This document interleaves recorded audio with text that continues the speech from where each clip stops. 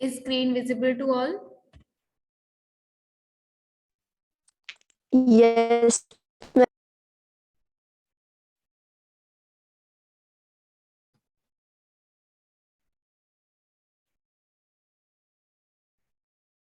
Okay, so इससे पहले हमने सभी जो टॉपिक्स किए वो थे data models, hierarchical data model, hierarchical data model, network data model and relational data model, right? उसके बाद हमारे पास एक और टॉपिक आता है जिसको हम बोलते हैं ER मॉडल या entity relationship model. Entity relationship model जो है वो हमारे एक डेटाबेस का जो लॉजिकल या कंसेप्चुअल डिजाइन है उसे डिपिक्ट करता है। सपोज मेरे पास एक टेबल है एम्प्लॉयज का, ठीक है, मेरे पास एम्प्लॉयज का टेबल है एक, जिसमें मेरे पास कॉलम्स हैं या फील्ड्स हैं, एम्प्लॉय आईडी, वेट बड़ा बनाती हूँ,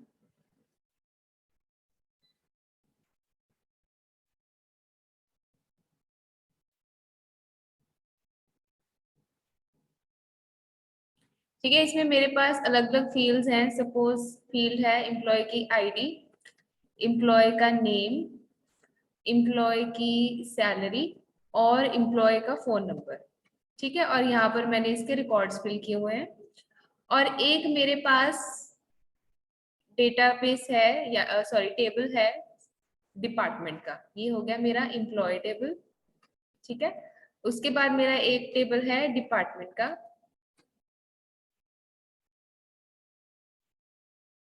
जो कि हो गया, इसमें भी मैंने क्या क्या इंफॉर्मेशन भरी है, employee ID, department ID and department name, D name लिख देते हैं, ठीक है, डिपार्टमेंट नेम। और इसमें मेरे पास कुछ रिकॉर्ड्स हैं।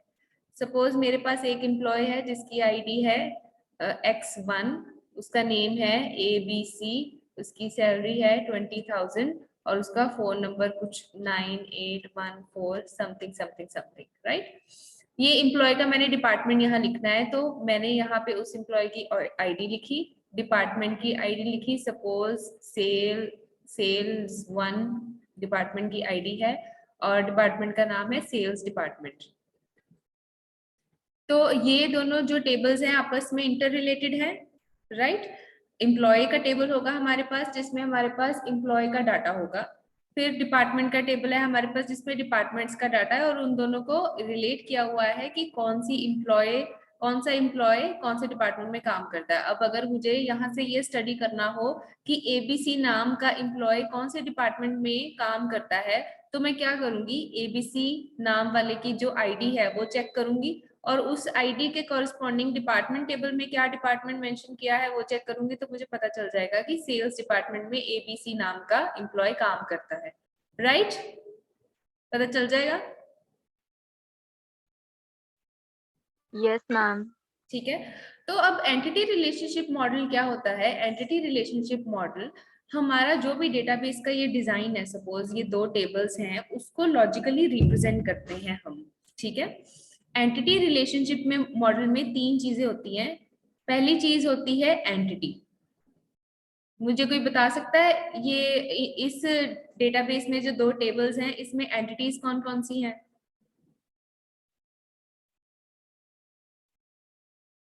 बता सकता है कोई?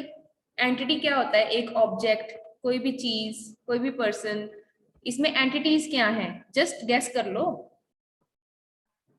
ABC एक नो, एंटिटी का मतलब होता है कि हमारे डेटाबेस में क्या क्या ऑब्जेक्ट्स अवेलेबल हैं। यहाँ पर मेरी दो एंटिटीज हैं, एक है एम्प्लॉय और एक है डिपार्टमेंट, ठीक है। उसके बाद ईआर मॉडल में जो दूसरी चीज होती है वो होते हैं एट्रीब्यूट्स। एट्रीब्यूट्स क्या हैं यहाँ पर? ID name salary phone. Employee के एट्रीब्यूट्स हैं एम्प्लॉय की ID, name, salary and phone number. और डिपार्टमेंट के एट्रीब्यूट्स हैं employee ID, department ID and department name. ये हो गए इसके एट्रीब्यूट्स। उसके बाद हमारे पास तीसरी चीज जो ईआर मॉडल में आती है वो होता है रिलेशनशिप।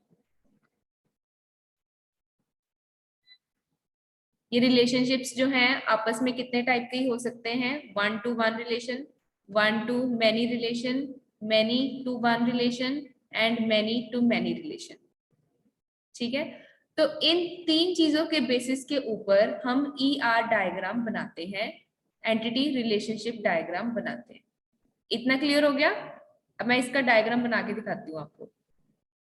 मैम एक बार एंटिटी हाँ जी, वाला फिर से बता देना, सिर्फ एंटिटी।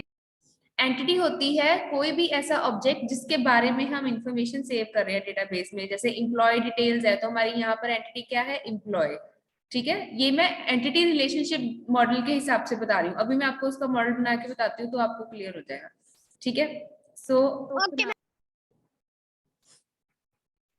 मुझे ये रब करने दो क्योंकि मैं साइड पे ये लिखा रहने देना चाहती हूँ।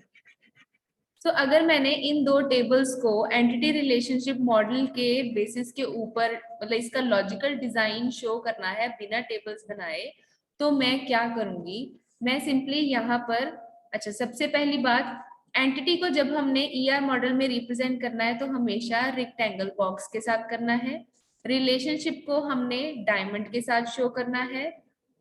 ठीक है, ये और एट्रीब्यूट्स को हमने ओवल्स के साथ शो करना है। कैसे?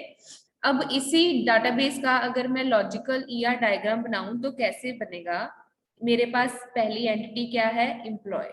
ठीक है, तो एम्प्लॉय को मैं लिखूंगी एक रेक्टेंगल में जो कि है मेरी एंटिटी।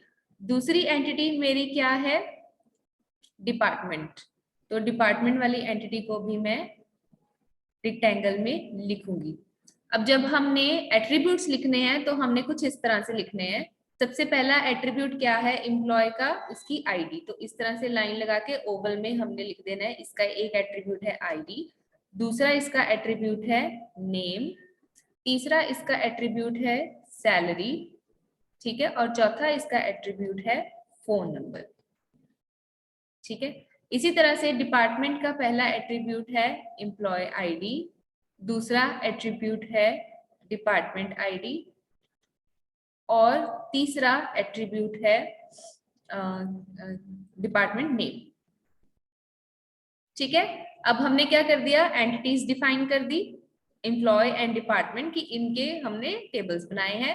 उन टेबल्स में क्या क्या फील्ड्स हैं वो हमने एट्रीब्यूट्स में शो कर दिया। सॉरी, ये सर्कल में आना है, ओवल में आना है। ठीक है, एट्रीब्यूट्स। अब हमने करना है इन दोनों के बीच में रिलेशनशिप डिफाइन। वो डिफाइन करने के लिए हम डायमंड का यूज करते हैं। अब एम्प्लॉय और डिपार्टमेंट का क्या रिलेशन है कि एम्प्लॉय डिपार्टमेंट के अंदर काम करता है। ठीक है, तो यहाँ पे अंदर हम लिखेंगे works in, works in department.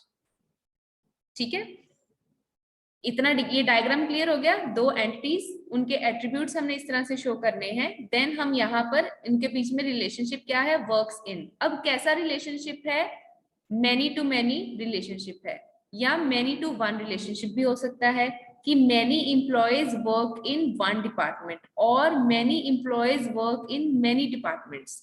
But mostly यही होता है कि many employees work in one department, की एक डिपार्टमेंट में मल्टीपल एम्प्लॉयज जो हैं वो काम करते हैं।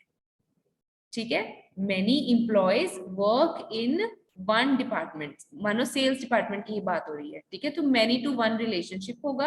एंटिटीज हमने रेक्टेंगल्स में डिफाइन करनी है और उनके एट्रीब्यूट्स इस तरह से लिंक करके हमने ओवल शेप में डिफाइन करना है। तो ये होता है हमारा डेटाबेस का ईआर मॉडल, जो कि एक हमें डेटाबेस का बिना टेबल्स बनाए एक कंसेप्चुअल ओवरव्यू दे देता है कि हमारा जो डेटाबेस है उसमें क्या क्या एंटिटीज हैं, उनके क्या क्या फील्ड्स होंगी, उनमें रिलेशन कैसा है।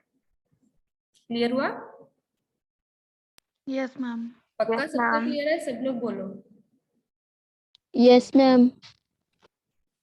और यस मैम। अब हम इसको डिटेल में स्टडी करते हैं।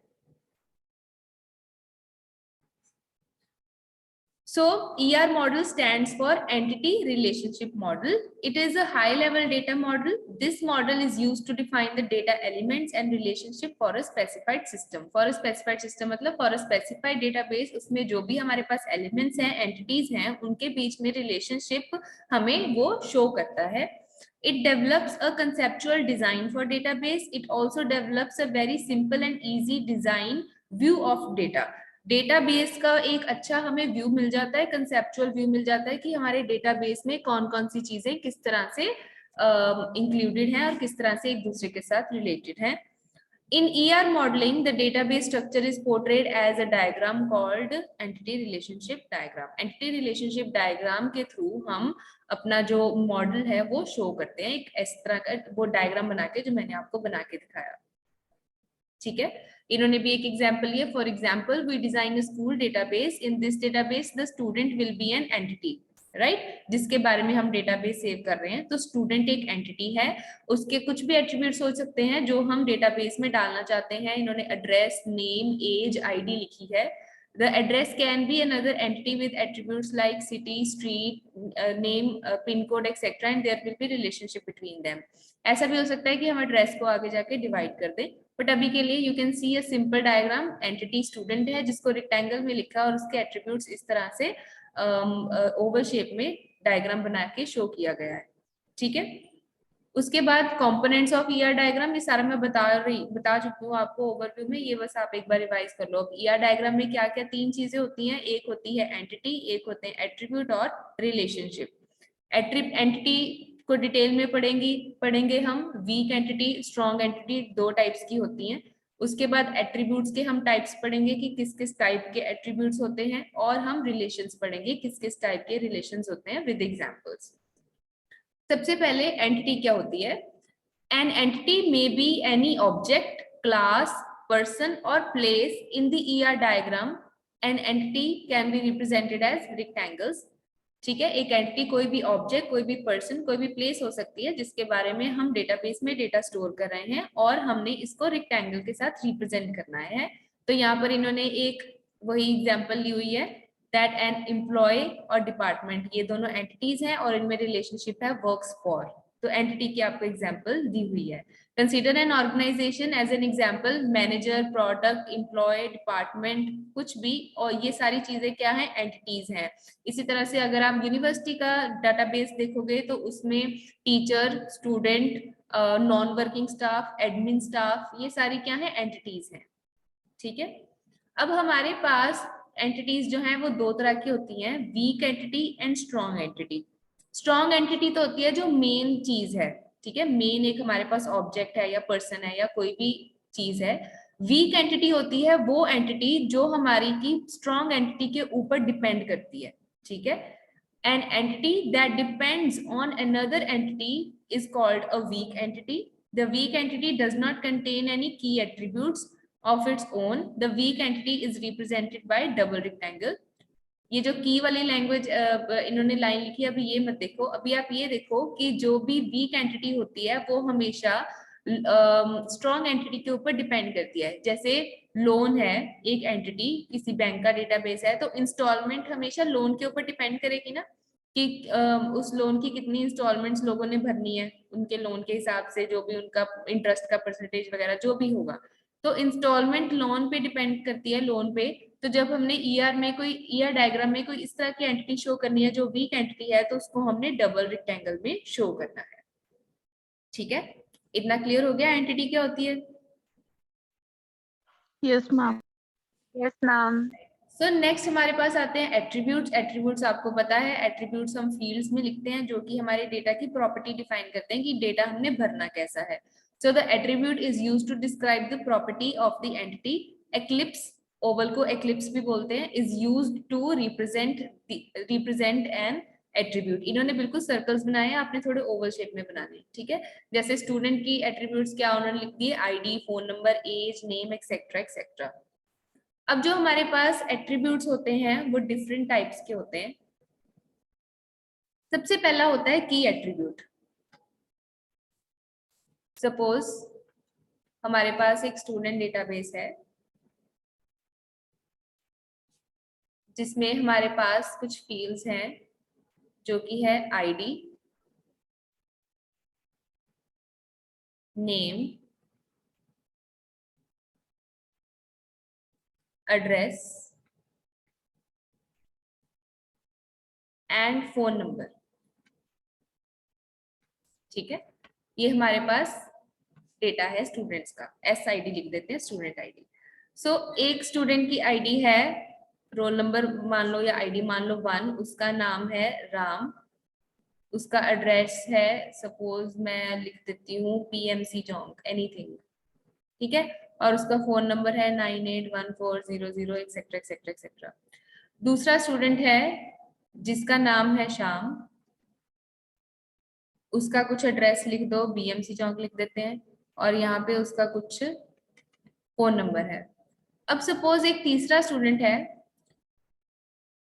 उसका नाम है, कुछ भी बोल दो, मेरे दिमाग में नाम ही नहीं आ रहा, उसका नाम है रोहन, ठीक है, उसका भी एड्रेस PMC चौक है, और उसका भी फोन नंबर फर्स्ट वाले के साथ सेम है, हो सकता है वो दोनों ट्विंस हो, ठीक है। अब ये वाले डाटा में दो फील्ड्स सेम है, ये भी और ये भी, ठीक है। एक ऐसा भी केस हो सकता है जिसमें नाम सेम हो, राम नाम का एक और लड़का है, लेकिन एड्रेस और फोन नंबर अलग अलग हो, ठीक है। लेकिन इन सब में से ऐसी कौन सी चीज है जो हमेशा यूनिक रहेगी, जो कभी सेम नहीं होगी? Student ID. और कोई बोलना चाहता है? मैम नेम उसका, जो फोन नंबर, है वो मत बताओ, स्टूडेंट आईडी। कभी सेम नहीं हो सकता वो, जो फोन नेम, नंबर, हाँ जो नेम है वो सेम, मैम स्टूडेंट आईडी और फोन नंबर। एड्रेस सेम हो सकता है, फोन नंबर भी किसी का सेम हो सकता है वो ट्विंस हो, उनके पेरेंट्स सेम हो, ठीक है। लेकिन जो आईडी है वो हमेशा क्या रहेगी? यूनिक रहेगी, यूनिक रहेगी। हमेशा यूनिक रहेगी, या रोल नंबर जो है वो हमेशा यूनिक रहेगा। तो हमारे डेटा में कंफ्यूजन ना हो, एम्बिग्यूटी ना हो, तो उसके लिए हम एक क्या करते हैं, की एट्रीब्यूट यूज करते हैं। तो इस केस में हमारे पास जो स्टूडेंट की आईडी है वो क्या है? वो की एट्रीब्यूट है। क्या है? की एट्रीब्यूट है, जो हमारे डेटाबेस के डाटा को यूनिकली आइडेंटिफाई करती है, ठीक है। तो जब हमने एक की एट्रीब्यूट को रिप्रेजेंट करना है ER डायग्राम में, अब इसी का ही अगर मैं ER डायग्राम बनाऊंगी तो मैं यहां लिखूंगी स्टूडेंट, तो उसके क्या क्या एट्रीब्यूट्स हमने लिए थे? ID, name, address and phone number. जब हमने की एट्रीब्यूट रिप्रेजेंट करना है ER डायग्राम में, तो हमने उसको अंडरलाइन कर देना है, ठीक है। जब भी कोई भी टेबल हमने ER डायग्राम में रिप्रेजेंट करना है तो हम हमेशा की एट्रीब्यूट को अंडरलाइन कर देंगे, ताकि हमें मॉडल से पता चल जाए कि ये ऐसा एक कॉलम होगा जो हमारे डेटा को यूनिकली आइडेंटिफाई करेगा। क्लियर? बोलो बच्चे, सब लोग बोलो। Yes Yes, ma'am, ma'am. Clear. Okay, so the key attribute is used to represent the main characteristics of an entity. It represents a primary key. ये जो key attribute बोल लो या जो ID थी उसको हम primary key भी बोलते हैं, जो कि हमारे डेटा को uniquely identify करती है। The key attribute is represented by an ellipse with an text underline. ठीक है, उसके जो text है उसको आपने क्या कर देना है? Underline कर देना है, यहाँ से आप देख सकते हो। Clear? अब नेक्स्ट हमारे पास आता है कॉम्पोजिट एट्रीब्यूट। कॉम्पोजिट एट्रीब्यूट वो होता है जिसमें हमारे पास अलग, मतलब आगे जो हमारा एट्रीब्यूट है वो और ज्यादा डिवाइड हो सकता है। जैसे आपने यहाँ पे देख लिया नेम, उसका डिवाइड कर दिया attribute, first name, middle name, last name. इसी तरह से सपोज हमारा जो एड्रेस है वो डिवाइड हो रहा है, वो जो उन्होंने पीछे लाइन बोली थी ना, हो सकता है कि हमारा जो एड्रेस है वो आगे जाके डिवाइड हो जाए, तो हम इसको क्या लिख देंगे? एड्रेस में हो सकता है हाउस नंबर, और एड्रेस में हो सकता है स्ट्रीट नंबर या स्ट्रीट नेम, या यहाँ पर हो सकता है लैंडमार्क। हम जब भी इंफॉर्मेशन किसी फॉर्म पे फिल करते हैं तो एड्रेस में इस तरह के होते हैं ना हमारे पास। और क्या हो सकता है यहाँ पर? सिटी। तो इस केस में हम एड्रेस को क्या बोलेंगे कि ये एक कॉम्पोजिट एट्रीब्यूट है। कि इसमें और भी बहुत सारी चीजें ये कंपोज करता है, एड्रेस सिर्फ एक एट्रीब्यूट नहीं है, इसमें और भी आगे इसकी डिविजन्स हैं। तो ये होता है हमारा composite attribute. Clear? Yes, ma'am. Next Yes, आता है ma'am. हमारा multi valued attribute. An attribute that can have more than one value. These attributes are known as multi-valued attributes. The double oval is used to represent multi-valued attributes. कुछ ऐसे attributes भी हो सकते हैं जिसमें हम अपनी जो उसकी एक से ज्यादा values हो सकती हैं। तो एक से ज्यादा जिसकी values हो सकती हैं उसको हम क्या करते हैं, double oval में रखते हैं। ठीक है, ये लॉजिकल डेटाबेस डिजाइन शो करने के लिए है कि हो सकता है कि 4 नंबर की डबल वैल्यूज हो, लेकिन आगे जाके मैं आपको दिखाऊंगी कि टेबल में हम 2 वैल्यूज एक ही कॉलम में नहीं रख सकते हैं एक ही सेल में, तो उसको सॉल्व करने के लिए भी और रूल्स होते हैं। लेकिन जब हमने ईआर मॉडल बताना है और ये शो करना है कि इसकी एक से ज्यादा वैल्यूज सेव हो सकती हैं, तो हमने उसको डबल ओवल में शो करना है और उसको हम मल्टी वैल्यूड एट्रीब्यूट बोलेंगे।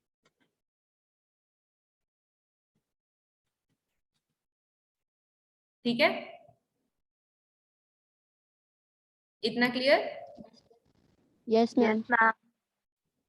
उसके बाद आता है हमारा डिराइव्ड एट्रीब्यूट। डिराइव्ड एट्रीब्यूट मतलब वो चीज जो दूसरे एट्रीब्यूट से तुक्का मार के नहीं, कैलकुलेट करके हमने निकाली हो। जैसे कि हमारा यहाँ पर सपोज हमने एक और यहाँ पर एट्रीब्यूट ले लिया होता स्टूडेंट का, जो कि होता बर्थ डेट।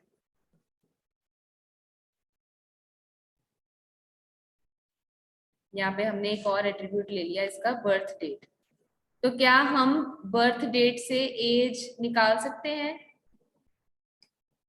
Yes ma'am. तो जब हम बर्थ डेट से एज निकालेंगे तो जो एज है वो हमारा डिराइव्ड एट्रीब्यूट हो जाएगा। N attribute that can be derived from another attribute, दूसरे एट्रीब्यूट से हम सॉल्व करके निकाल सकते हैं, can be represented by a dashed ellipse. तो हम क्या करेंगे, यहाँ पर जैसे उन्होंने क्या किया है, स्टूडेंट में साथ में एज भी ऐड किया, लेकिन उसको हमें क्या लिखा है, डैश्ड उसमें लिखा है। तो अगर मैंने यहाँ पर एज ऐड करनी है तो मैं ये शो करूंगी कि मेरे पास यहाँ पर बर्थ डेट है और एज जो है वो बर्थ डेट से डिराइव हो जाएगी, तो उसको हम डैश्ड बाउंड्री में लिखेंगे। ठीक है, डिराइव्ड एट्रीब्यूट को। Clear? Attributes Yes, ma'am. Yes, ma'am. मुश्किल तो नहीं लग रहा? No, ma'am. ऑलराइट, उसके बाद आ जाते हैं हम रिलेशनशिप पे। हमारे पास 4 टाइप के रिलेशनशिप होते हैं, 1 to 1, 1 to many, many to 1, many to many। तो ये आप लोग खुद रीड करोगे एक एक और मुझे समझाओगे। शुरू हो जाओ, बप्रीत फर्स्ट रीड करो यहाँ से। A relationship is used to describe the relation between entities. Diamond or rhombus is used to represent the तो एक रिलेशनशिप जो है दो एंटिटीज के बीच में क्या रिलेशन है वो रिप्रेजेंट करता है। डायमंड और रोम्बस में हम उसको करते हैं। जैसे टीचर और स्टूडेंट दो एंटिटीज हैं, उनमें क्या रिलेशन हो सकता है, टीचर टीचेस स्टूडेंट, तो टीचेस रिलेशन है। ठीक है, सो फर्स्ट टाइप जो है वो रिलेशन का है वो है 1 to 1 रिलेशन। हाँ जी बप्रीत पढ़ो।